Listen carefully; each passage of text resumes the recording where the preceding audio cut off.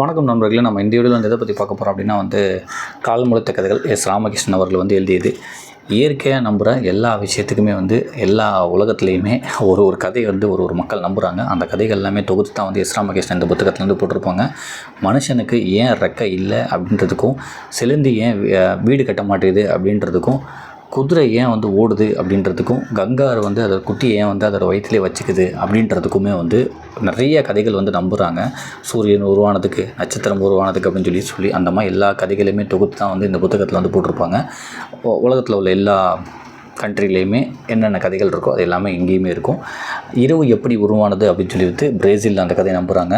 பெண்களுக்கு ஏன் தாடி வளர மாட்டேதுன்னு சொல்லிட்டு நைஜீரியாவில் ஒரு கதை நம்புகிறாங்க. ஸோ அந்த மாதிரி உலகத்தில் நிறைய விஷயத்தை நம்புகிறாங்க. நெருப்பு எப்படி உருவாச்சுன்றதுக்கு நம்ம தமிழகத்தில் ஒரு கதை வச்சுருந்தா, அதே நெருப்பு எப்படி உருவாச்சுன்றதுக்கு வேறு ஒரு கண்ட்ரியில் வேறு ஒரு கதையாக சொல்லுவாங்க. அந்த கதை நம்பும்படியாக இருக்காது, சில இது நம்பும்படியாகவும் இருக்கும். ஆனாலும் அந்த மக்கள் அதை நம்புகிறாங்க.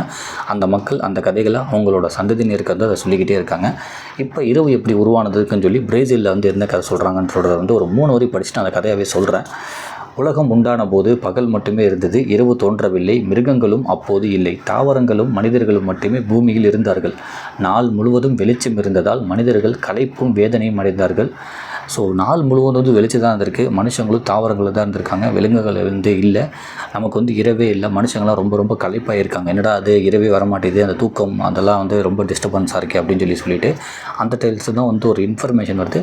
பாம்பு என்ன பண்ணியிருக்கு, அந்த இரவை என்ன பண்ணியிருக்கு, ஒரு தேங்காய்க்குள்ளே ஒழிச்சு மறைச்சி வச்சுக்கிட்டு இருந்திருக்கு. அந்த ஆற்று பக்கத்தில் பாம்பு இதை பண்ணிக்கிட்டு இருந்திருக்கு. பாம்போட மகள்களுக்கெல்லாம் இதெல்லாம் தெரியுமா? இதை மனுஷங்களுக்கு தெரியவே இல்லை.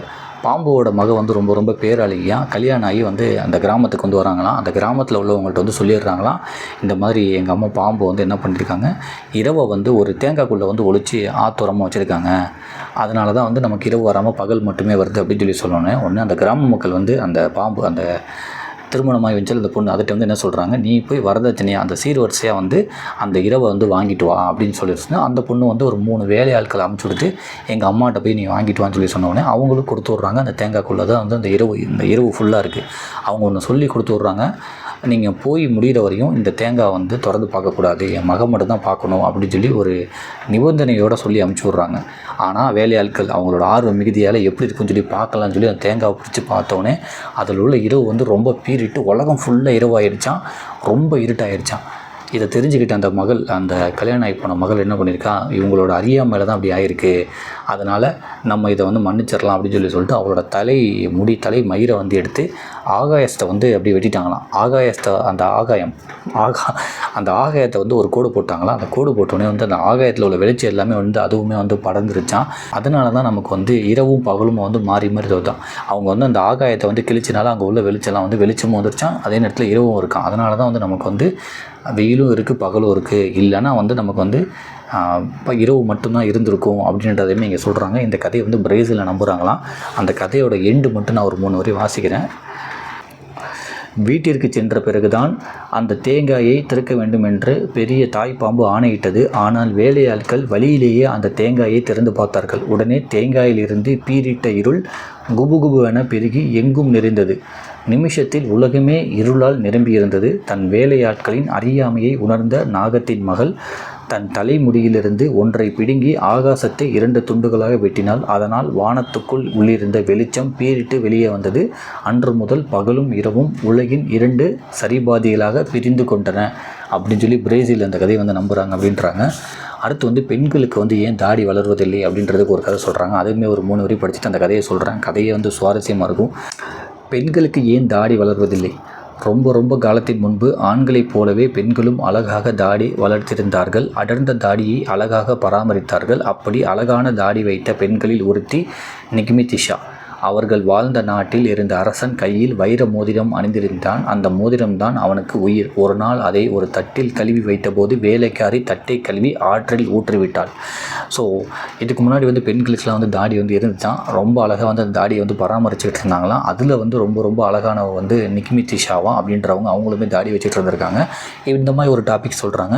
அங்கே உள்ள ஒரு மன்னனுக்கு ஒரு மோதிரம், வைர மோதிரம் இருந்துச்சு. அதுதான் அந்த மோதிரம் தான் அவனுக்கு ரொம்ப உயிரான். அவன் சாப்பாடு சாப்பிட்டுட்டு அந்த மோதிரத்தை கையை கழுவிட்டு அந்த தட்டில் அந்த மோதிரத்தை வச்சுருக்கான்.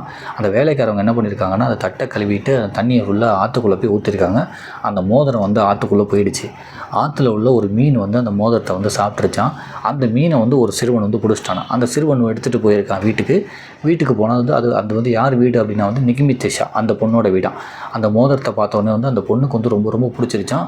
அந்த பொண்ணு வந்து என்ன பண்ணிச்சா, அதோட தாடிக்குள்ளே வந்து அந்த மோதிரத்தை மறைச்சி வச்சிருச்சான். ஏன்னா வந்து பெண்களுக்கு எல்லாத்துக்குமே தாடி இருக்குல்ல, தாடிக்குள்ளே வந்து மோதிரத்தை வந்து மறைச்சி வச்சிருச்சான். மன்னருக்கு வந்து அந்த மோதிரம் பிடிக்கிறதுனால ஊரே தேடுறாராம், எல்லாத்தையும் விட்டு தேடுறாராம். அந்த மோதிரம் வந்து கிடைக்கவே இல்லையா. லாஸ்ட்டில் ஒன்று சொல்கிறாராம், யார் அந்த மோதிரம் வச்சுருக்காங்களோ அவங்கள நான் வந்து திருமணம் பண்ணிக்கிறேன் அப்படின்னு சொல்லி சொன்னோடனே அந்த நிக்கிமித்திஷா என்ன பண்ணுறாங்க, மன்னர்கிட்ட போய் மன்னர் நான் தான் வந்து இந்த மோதிரத்தை வச்சுருந்தேன் அப்படின்னு சொல்லி சொன்னேன். அவர் வந்து ரொம்ப கோவமாகி இதை எங்கே ஒழிச்சு வச்சுருந்தேன், நான் தான் எல்லா இடத்துலையும் தேர்ந்தேனே அப்படின்னு சொல்லி சொன்னப்போ நான் வந்து என்னோடய தாடிக்குள்ளே ஒழிச்சு வச்சுருந்தேன் அப்படின்னு சொல்லி சொன்னேன். ரொம்ப கோவப்பட்டு என்ன பண்ணாராம், இனிமேல் யாருமே வந்து பெண்கள் யாருமே வந்து தாடி வளர்க்கக்கூடாது, தாடி எல்லா பெண்களும் எடுத்துடணும், மூலிகை சாறுமாய் வந்து ஒன்று பூசிடணும், அப்போ தான் உங்களுக்குலாம் தாடி வளராமல் இருக்கும், அந்த மோதிரத்தை ஒழிச்சு வச்சனால இந்த மாதிரி ஒரு தண்டனை கொடுத்துட்டாராம். அதனால தான் வந்து பெண்களுக்கு வந்து இப்போ தாடி வந்து இல்லவே இல்லையா அப்படின்றத வந்து இங்கே சொல்கிறாங்க. அதுலேயுமே ஒரு 3 வரியை நான் உங்களுக்கு வாசித்து காமிக்கிறேன். அது ராஜாவின் மோதிரம் என அறிந்து கொண்ட நிக்மிதிஷா அதை தன் தாடியில் ஒளித்து வைத்து கொண்டால் அரசன் நாடு முழுவதும் மோதிரத்தை தேடியும் கண்டுபிடிக்க முடியாமல் கடைசியில் யார் மோதிரம் வைத்திருக்கிறார்களோ அவளை திருமணம் செய்து கொள்வதாக சொன்னான். நிக்மிதிஷா அரண்மனைக்கு வந்து தன்னிடம் இருப்பதாக சொன்னால் எங்கே வைத்திருக்கிறாள் என கேட்டதும் தன் தாடியில் இருந்து மோதிரத்தை எடுத்து நீட்டினாள். அரசன் அவமானமாகி இனிமேல் நாட்டில் எந்த பெண்ணும் தாடி வளர்க்கக்கூடாது, மேலும் தாடி வளராமல் இருக்க முகத்தை மூலிகையால் தேய்த்து விட வேண்டும் என்று கட்டளையிட்டான். உடனே எல்லா பெண்ணின் தாடியும் அகற்றப்பட்டு இனிமேல் ரோமம் அரும்பாதபடி மூலிகை சாறு பூசப்பட்டது. அதன் பிறகு எந்த பெண்ணிற்கும் தாடி வளரவே இல்லை அப்படின்னு சொல்லிட்டு நைஜீரியாவிலேருந்து இந்த கதை வந்து நம்புகிறாங்களாம். இதுதான் வந்து நம்ம இன்றைக்கி பார்க்க வந்த 2 கதைகள். ஸோ ஒரு நாளுமே வந்து நம்ம 2 கதைகள் வந்து பார்த்துட்ருக்கோம். இப்போ அடுத்து வந்து எந்த கதைகள் பார்க்க போகிறோம் அப்படின்னா வந்து பூனை ஏன் வந்து எலியை கொல்லுது அப்படின்னு சொல்லி நைஜீரியாவில் ஒரு கதையும், பூனை எலியை ஏன் துரத்துகிறது அப்படின்னு சொல்லிட்டு சைனாவில் வந்து ஒரு கதையை நம்புகிறாங்க. இந்த 2 கதைகளை வந்து நம்ம அடுத்த வீடியோவில் பார்ப்போம். இந்த புத்தகத்தை வாங்கி வாசிங்க, சின்ன பிள்ளைங்களுக்கு வந்து சொல்லுங்கள், அவ்வளோ அழகாக இருக்கும். நன்றி.